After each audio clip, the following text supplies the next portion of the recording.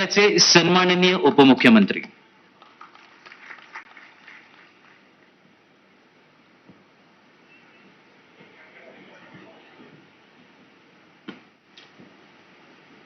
बारामतीच्या पोटनिवडणुकीसाठी राज्याच्या उपमुख्यमंत्री आमच्या ताई सुनेत्राताई यांचा आज उमेदवारी अर्ज आपण भरतो आहोत। सर्वप्रथम मी आमचे सहकारी दिवंगत स्वर्गीय उपमुख्यमंत्री अजितदादा पवार यांना भावपूर्ण आदरांजली अर्पित करतो। खरं म्हणजे ही पोटनिवडणूक आपल्याला दुर्दैवाने लढवावी लागते आहे। अजितदादांच्या आकस्मिक दुःखद दुर्घटनेनंतर संपूर्ण राज्य शोकसागरात बुडालं हे आपण सगळ्यांनी पाहिलं। अजितदादांनी केलेलं काम बारामतीत असेल, महाराष्ट्रामध्ये असेल, अनेक विभागाचा खात्याची जबाबदारी त्यांनी सांभाळली। अर्थ खात्याची देखील उत्तम प्रकारे जबाबदारी त्यांनी सांभाळली आणि म्हणून लोकाभिमुख असं नेतृत्व, एक उत्तम प्रशासक म्हणून, उत्तम संघटक म्हणून त्यांनी काम केलं। आम्ही एकत्र काम केलं अनेक वर्ष आणि मुख्यमंत्री असताना अतिशय मोठी जी मुख्यमंत्री माझी लाडकी बहीण योजना आम्ही करण्याचा निर्णय घेतला। आवाका मोठा होता, व्याप्ती मोठी होती आणि त्याला लागणारा वार्षिक खर्चही फार मोठा होता। परंतु अशा परिस्थितीमध्ये देवेंद्रजी, मी आणि अजितदादांनी ठरवलं आणि अजितदादांनी देखील कुठलंही ताळमेळ घडी विस्कटू न देता अतिशय उत्तमपणे एवढी मोठी योजना जी त्या काळामध्ये राबवण्याचा निर्णय घेतला।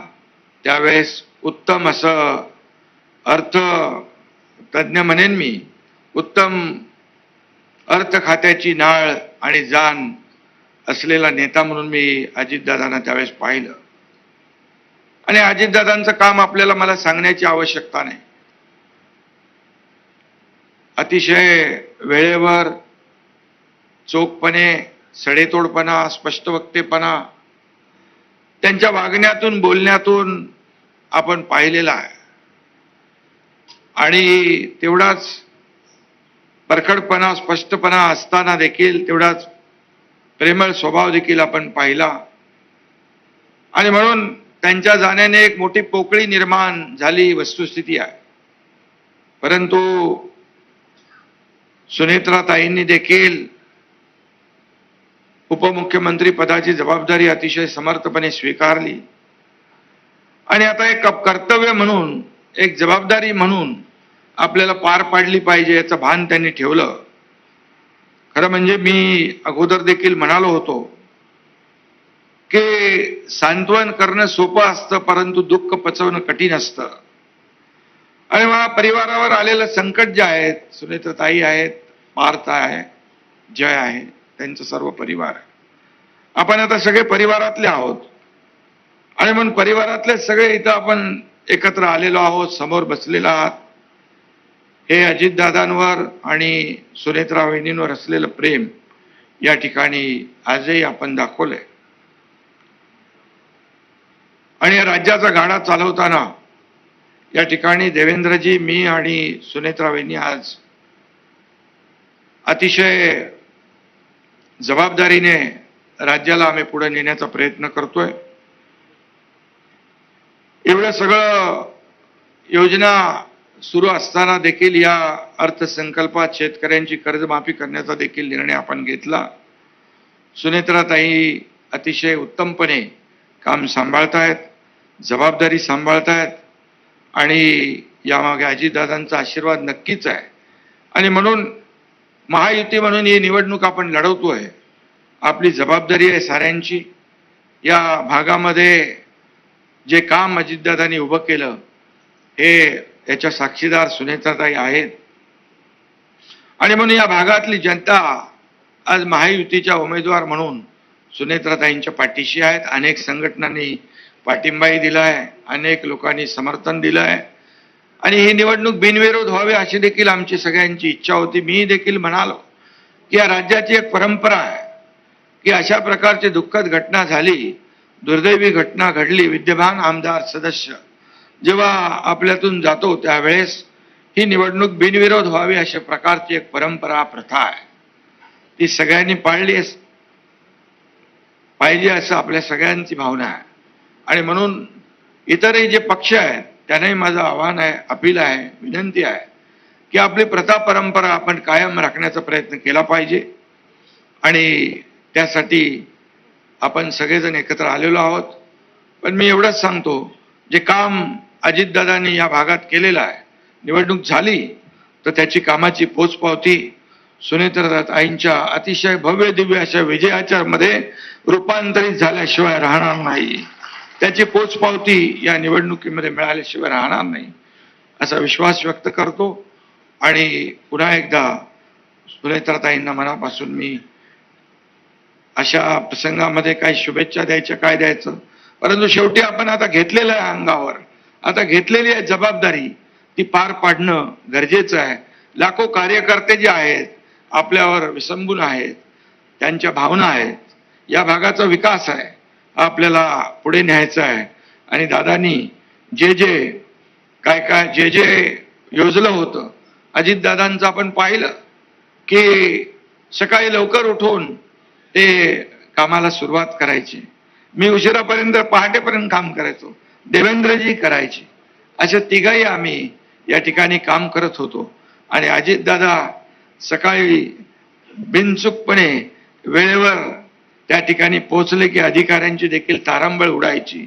अशा प्रकारचा अतिशय स्पष्ट वक्तेपणा आणि वेळेचं भान ठेवणारा नेता आणि अतिशय जे स्पष्टपणे जे आहे ते आहे, नाही ते नाही असं म्हणण्याचं धाडस करणारा नेतृत्व अजितदादांच्या रूपाने आम्ही पाहिलेलं आहे. त्यांच्या अनेक आपण पैलू पाहिलेले आहेत, अनेक कामांची पद्धत आपण पाहिलेली आहे. छोट्या छोट्या गोष्टीकडे बारकाईने लक्ष देण्याचं काम आपण पाहिलंय. एखाद्या वास्तूचं उद्घाटन असेल, कोर्टाचं उद्घाटन, चीफ जस्टिस आले असतील, कुणी आले असतील, परंतु तिथं थोडं जरी काय कुठं एक कलर निघाला असेल, कुठे खिळा असेल, कुठे वायर लोंबकळत असेल, अजितदादा मुद्दाहून ते निदर्शनास आणून द्यायचे. कारण ते म्हणायचे क्वालिटीला महत्व द्या. आपण पैसे खर्च करतोय तो लोकांच्या सदुपयोगी उपयोगात आला पाहिजे, लोकांच्या कामी आला पाहिजे, अशा प्रकारची भावना त्यांनी नेहमीच या ठिकाणी ठेवलेली आहे. आणि म्हणून अजितदादांनी जे जवळपास किती 11 अर्थसंकल्प मांडण्याचा त्यांनी जी काही जबाबदारी पार पाडली, महाराष्ट्राला पुढे नेण्याचं, महाराष्ट्राची जी प्रगती झाली त्याच्यामध्ये अजितदादांचा देखील सिंहाचा वाटा आहे. शेवटी काम करणारा कार्यकर्ता, काम करणारा माणूस, सर्वसामान्य लोकांच्या दुःखामध्ये आपलं दुःख पाहणारा माणूस, या राज्याला पुढे नेणारा, या राज्याच्या प्रगतीमध्ये मोठा सहभाग असलेला आणि अतिशय म्हणजे ते जर राजकारणी झाले नसते तर उत्तम ते इंजिनियर झाले असते. कारण एवढं बारीक लक्ष त्यांचं प्रत्येक गोष्टीवर, प्रत्येक याच्यावर असायचं आणि अगदी सडेतोडपणे आपले मुद्दे मांडून मोकळे व्हायचे. आणि म्हणूनच त्यांचा स्पष्ट वक्तेपणा आज सगळ्या महाराष्ट्राला भावलेला आहे. आणि म्हणून दादा हे नाव सगळ्यांच्या तोंडी आजही आहे. आणि म्हणून मी या ठिकाणी त्यांच्या कामाची पोचपावती आपल्याला मिळाल्याशिवाय राहणार नाही या निवडणुकीमध्ये, मगाशी मी म्हणालो. आणि सुनेत्रा वहिनी देखील या ठिकाणी आपण दुःख सहन करून ही सगळी जबाबदारी आपण अंगावर घेतलेली आहे आणि आपण समर्थपणे ते पेलताय. अगदी सुरुवातीपासूनच आपण पाहिलं की प्रत्येक कार्यक्रमाला आपण हजेरी लावताय आपली जबाबदारी ओळखून या. बावनकुळे साहेब या. तुमच्यासाठीच मी थोडं वाढवत होतो आणि म्हणून मी आज आपल्या महायुतीच्या उमेदवार सुनेता वहिनींना मनापासून शुभेच्छा देतो आणि आपल्या सगळ्यांना एवढंच सांगतो की आपण कुठल्याही परिस्थितीमध्ये गाफील राहता कामा नये. बिनविरोध झाली तर काहीच प्रॉब्लेम नाही. निवडणूक लढायची असेल तर आपण जिंकणारच आहोत, त्याच्यात कुठलाही दुमत नाही. परंतु कुणी गाफील राहू नका. निवडणूक ही निवडणुकीसारखीच आपल्याला लढवायची आहे. सगळ्यांनी दिवस रात्र मेहनत करून आतापर्यंतच्या इतिहासातले सगळे रेकॉर्ड मोडून टाकायचे आहेत. सगळे विक्रम आपण मोडायचे आहेत. हीच विनंती आपल्याला मी करतो. धन्यवाद. जय हिंद, जय महाराष्ट्र. धन्यवाद आदरणीय शिंदे साहेब.